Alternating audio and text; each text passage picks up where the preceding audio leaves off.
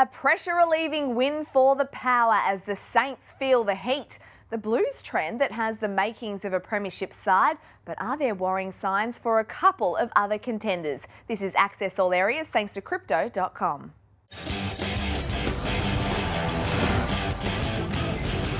Great to have your company. Damian Barrett and Matthew Lloyd are with me. We start with Port Adelaide because the Power have relieved the pressure on their coach Ken Hinkley with a 2-point win over St Kilda. It was a huge win a week after he was booed, and this was Ken Hinkley emotional after the game. Ken, how are you feeling? Pretty hard. Been a tough week. Great boys. Great boys. I really like the fact that we're under the pump and we just stuck at it. It wasn't easy, but we got there in the end. And sometimes it feels like a bit like last year, and now that I've got over that emotion a little bit, it's a bit of sometimes, you know, we're 2 points from fourth. It felt like we're on the bottom of the ladder, and I get why. I really appreciate the fact that we've been playing poorly, but we're doing our best to keep it right. I feel a bit flat on the way we've been playing, and if we weren't playing that badly, we'd have no attention, but this is what the game does. So some of the imagery and some of the optics in footy are fake, but Ken's fight and Ken's relationship with his players is real. It was evident there in that interview. He nearly lost it there for a moment. I half wished he had have, just for the I suppose the imagery of that moment, because it just goes to show what it means to him. And whatever narratives people want to have about him and his football club, I think remove the relationship with the players from it. Question whether he's taken them far enough, question whether he will be able to take them where they want to go, but don't question his relationship with his players or his desire to fight through this. And they're 9-6. It's a scoreline that a lot of clubs would like. It's a reminder too, isn't it, Lloydie, that everyone's human, and this game, it takes no prisoners. There's so much pressure around it, but it humanises Ken Hinkley. Absolutely, Nat. It's tough as a player, but when there's only 18 coaches, it's even tougher as a coach because you're in the spotlight even more so, and there's nothing harder than being a coach in a two-team town either. It's even harder than here in Melbourne because of the scrutiny on you. And full credit to his midfield. Like Zach Butters, the moment he saw Marcus Windhager come to him, he would have thought, oh no, Windhager's been doing good jobs on everyone, but he had a fantastic game. Their class players were too much for St Kilda, and it was a shocking game. It was a dour, scrappy game, low scoring, 62-60.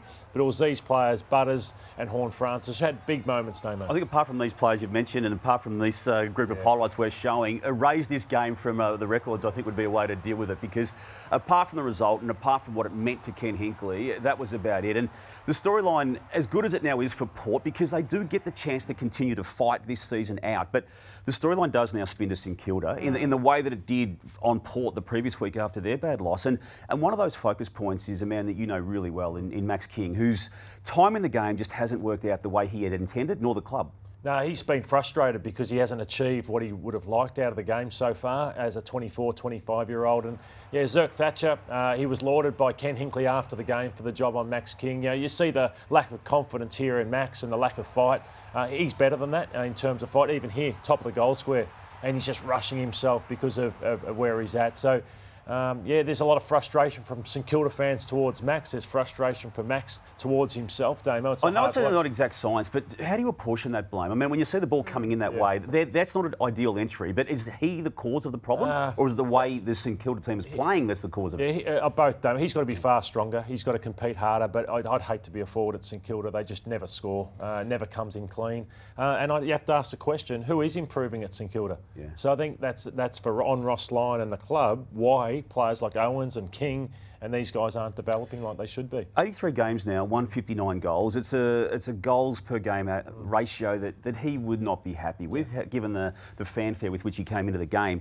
He's been injured, and I know he's had shoulder problems quite seriously, but it's not working out for him at this club. You know him, you coached him as a junior. Yeah, I think it'd be a great chat for both St Kilda and Max to have at the end of the year, whether they think it'd be best for him to part company with them. I think that he's I'd say irreplaceable because who do they replace him with? But I think from Max's point of view, he'd have to consider, whether he moves on and tries to leave St Kilda. They may not let him go, but it certainly should be a consideration for him. Contracted beyond this year for 2 years. What about Ross Lyon though, Damo? Because 5-11, they're a bottom four side right now, St Kilda. Many people wouldn't have picked the slide to be this significant. Is he still the right man for the job? Well, it's almost irrelevant whether he's the right man for the job in our eyes, because the club has gone down the path of removing Brett Radden and investing its entire future in him. And whether they like it or not, he was always going to take control of all operations. He's now done that. Look, the performance last year where they made finals and pushed GWS in an elimination final, just remove that from thoughts though now. They are a 5-win season to the round 16 point of 2024, and that's where they're at. So that's the reality.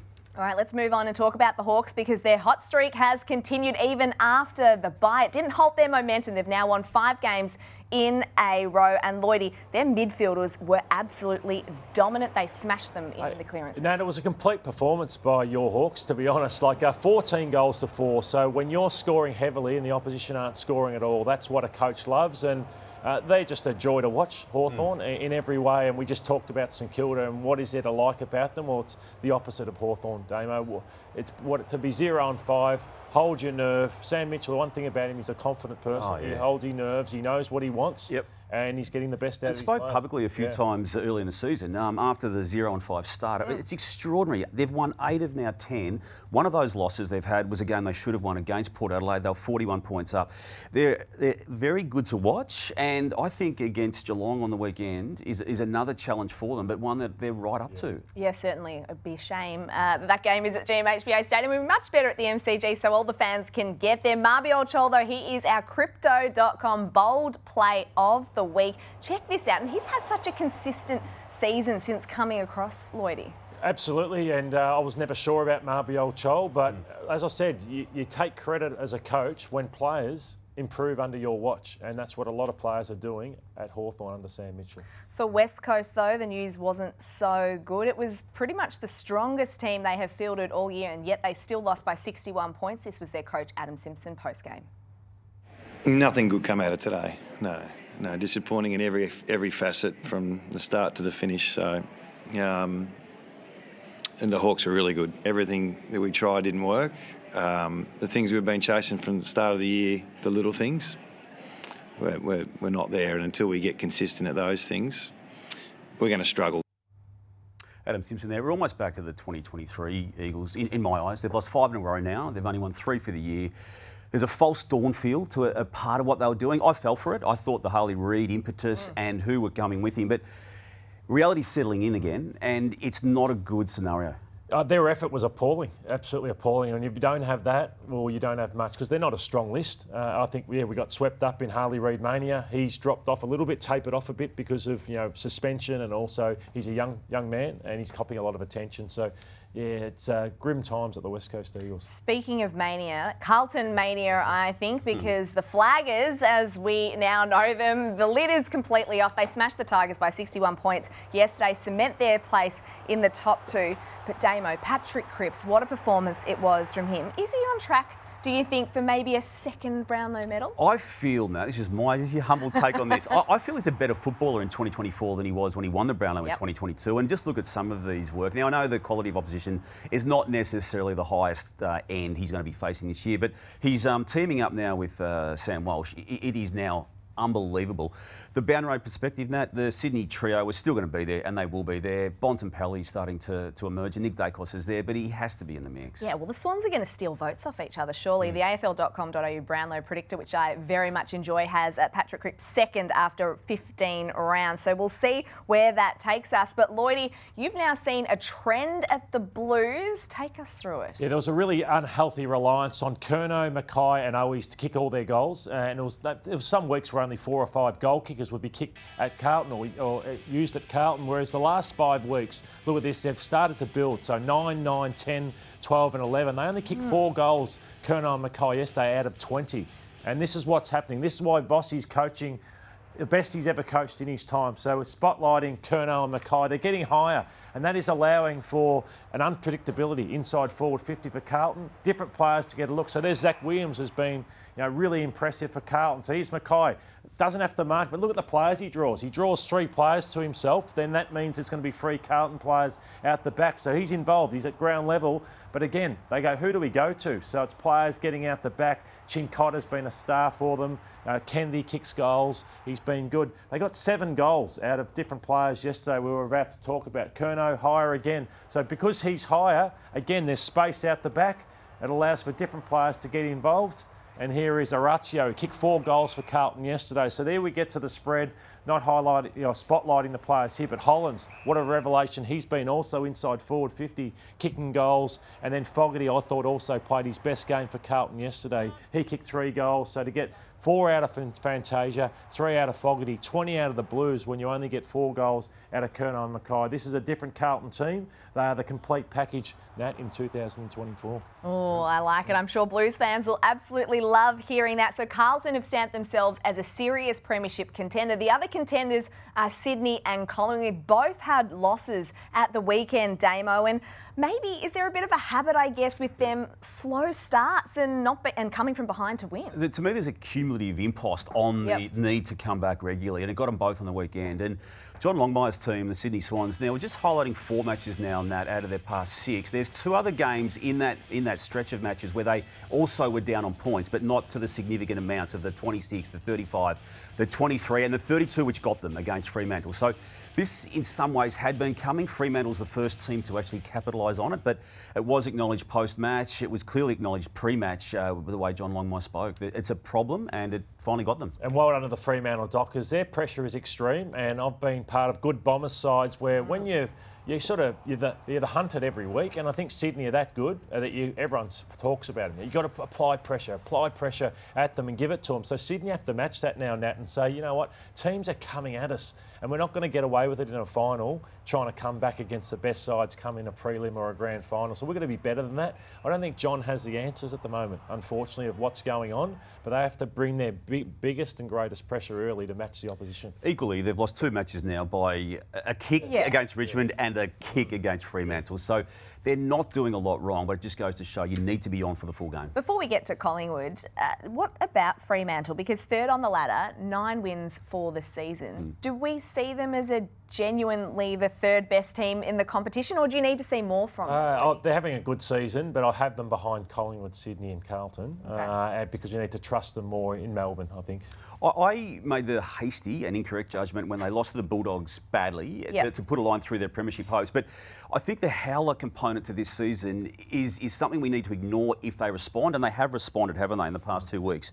Wins against Gold Coast and now Sydney Swans. And 3 of their next 4 games are at home, starting with Richmond this week, then Hawthorn away in Tasmania, then Melbourne and West Coast. So all very winnable games for Fremantle. Let's talk, Lloydie, now about Collingwood's defence, because how do you view it right now? Is it a little bit shaky? It is, and I hear Craig McRae after the game. He's frustrated. He's saying, why do we keep putting ourselves in these positions where we have to come back? But it's because of their defence. It's just not good enough. So you have to be a top 4 defence to win a flag. They're ranked 12th this year. So they were 2nd last year when they won a premiership. Now they're ranked 12th. I spoke yesterday, Dame, about the loss of Nathan Murphy. I don't think they've replaced him because he's that pure defender. Is it all on him? His absence on that stat you've just I won't shown? say all of it. I think Darcy Moore hasn't adjusted to that. Oleg Markov's come in and out of the side. Johnny Noble can be inconsistent. Major question marks over Frampton. Yeah, Frampton. I think Quaynor's been poor this year, so I just think individually and collectively they're not where they need to be. So on Saturday night, Geelong went into the game against Essendon with 1 win from their past 7 games, but they got the job done against the Bombers by 45 points. And Damo, you were super impressed with the influence of the skipper, Patrick I really was, Nat. I mean, he's 34 years old now. He's been in the AFL system since the 2007 draft, and he's still shaping the results of matches that need to be won by his team. I mean, look at this aggression, and it's all within the rules, and we know how close he flies to the rules. I mean, he was suspended and then got back into the game only 2 weeks ago through the tribunal. But Lord, he's still, as weird as this sounds for a 34-year-old, as important as he's ever been for a footy club. Yeah, it's probably why they won. Yeah, his impact in that midfield. They were lost without him in the midfield. And no Tom Hawkins. I just wonder whether it's a blessing in disguise. And it's tough for me to say because I really love and respect Tom Hawkins. But he was really battling, and he sort of draws the football because of the size and the man that he is. Nearly kicked 800 goals. But I just wonder whether it's going to help them. There was a vibrancy to their forward line movement, wasn't there? I mean, we're seeing on screen now, Stengel's had a really good season, 31 goals for the year, re-signed. But Gary Rowan, who'd been injured for the start of the year, then was used as a sub, the forward line had opened up and he had one of his good games, and he was crucial in the 2022 final series. We know what he can do, but it opened up without Hawkins being there. And to your point about Carlton before, Lloydie, Geelong had 11 goal kickers, so that spread, they were sharing the load. I really like the game of Ollie Dempsey. Love him. Well, just on that note, I love what Chris Scott's done. And I know you think I drink the Kool-Aid. Yes, I do. It's a good taste, trust me. Okay. But he has done that. He's changed the role of Ollie Dempsey, who's had a really good year. He put Tom Stewart into the middle. It might have been 2 weeks too late, but he put him in there. Yep. It had a good effect. Sam de Koning rucked against his brother 2 weeks ago and again on the weekend. 2 games as a ruck into his system now. Even the selection of Lawson Humphries for his first game and the trust that he had in him straight away. They're moves that good coaches make. Yeah, he's not afraid to move the magnets around, that is for sure. Well, for Essendon, Brad Scott, he was lamenting the inefficiencies when the Bombers were going forward, Lloydie. What did you make of this? Poor ball use inside 50. So he spoke about they went at 25%, so only scored 25% of time. You want to be up around the 50 mark if you can be, or so they scored 9 goals from 60 inside 50s. So it's on the forwards. So Peter Wright's inconsistent. Kyle Langford hasn't had a great 4 or 5 weeks. That's not good enough there from Guelphy either. So, I think it's an issue for them. They play Collingwood on Friday night, don't they? Huge. Must-win game for them. So losses now to Gold Coast, Carlton and Geelong, and West Coast, they struggled or battled to beat, I should say, in Melbourne the previous week. 3 losses out of the past 4. You're going to hold your view until the Collingwood game? I think Durham and Caldwell give me a lot more confidence that there's more substance to this group than last year. But you want to see something on Friday night? Yeah, they have to win a game like this on Friday night, The Giants, though, have now lost 7 of their past 10 games. I feel like they've escaped some of the heat, Damo. As we look at their slide, I mean, they're now down to 10th on the ladder, 8 wins, 7 losses for the season. They were premiership contenders about, 6 or 7 weeks ago? Premiership favourites after round 5 when they were top of ladder, Nat, and it's just been a dramatic fall-off. The talk, and the reliance that they will just get back to what they were doing in 2023, there's never a guarantee of that. There is no guarantee of that right now. They are just a different team, and while we love what they did in the back half of last year, what we are now seeing since round 5 this year is an ordinary football club. And I concur with what you've said there. Had they been a bit bigger in terms of their profile, they would have copped a lot more heat to this point because there's no proper excuse. I know Sam Taylor's not there, and it's a problem, but other clubs are dealing with such absences and they're not. Are we putting a line through them, Lloydie? As a Premier, yes. Yeah, for sure. So they face Carlton on Saturday night at NG Stadium, which is a massive game for them as well. Time now, though, for quick hands. All right, Damo, this one's for you. Are Northmore in need of a good centre-half back or a centre-half forward? Probably a centre-half forward, I reckon. That Nick Lucky just needs some help, and we know the back line is coming together okay. It's only okay, but Lucky has not got any help in that big man department. His last 2 weeks, he's averaging only 5.5 disposals for a guy who was All-Australian last year. Lloydie, are the Dogs going too tall? You're looking at these height that they've got, the Western Bulldogs, and they were very tall with Lobb joining the defence on the weekend. So here it is, a big side. They weren't too tall on the weekend, and that's without Aaron Norton either, but they will be too tall, I think, against the better sides in the competition. So one of them will have to go. One to you, Nat. Do Melbourne rely too heavily on too few? They do. They rely on their stars to win games. No Petrarca. We've seen Max Gorn win games for them off his own boot. Clayton Oliver, Jack Viney, Lever, May. And you look at what the Pies have done in terms of the depth that they've uncovered. I think they've just probably got a better system where they don't rely on their stars to win games. So that's really exposed the D's, I think. Freo, did they unlock the key to beating the Swans, Damo? Yeah, they did, Nat. I mean, we've seen clubs target 1 or 2 of the champion trio. They went all 3, and where they hit them hard was their ability to stop them kicking goals. It's the first time that not one of them has kicked a goal this year. So, yes, they have done that. Lloydie, I'll put this one on a platter for you, being a 926 goal kicker in your career. Is goal kicking the most important stat in football? It is, and we undervalue it. Too many blokes still don't have routines. They don't value it this enough. It's still an after-training thought. It needs to be more, and I think that this is the key to Brisbane. So they should have blown Melbourne away early, but it was 2 bad misses, gave Melbourne a bit of momentum and the second quarter. So Chris Fagan's mob just need to fix their goal kicking and they are a chance to be back in the hunt. One for you, Damo. Can the win over Collingwood kick-start this run? Absolutely it can. I need to see it, though. I think you know my views. Yeah. You know my views. I think our viewers of the show know my views. I need to see it. But the games they've got away, North, Giants and Eagles in the next stretch of 5 matches, they're all winnable. So if they get a couple of those, I'll say yes with confirmation. All right, time now for the Crypto.com tipping leaderboard. And surprise, surprise, Damo is still on top. 93 is about to hit the ton. Let's see if you can do it this week. And no one wants to see this graphic anymore. I think we can just cut this from the show. That is all we have time for on Access All Areas. Thank you so much for joining us. We'll see you again next Monday.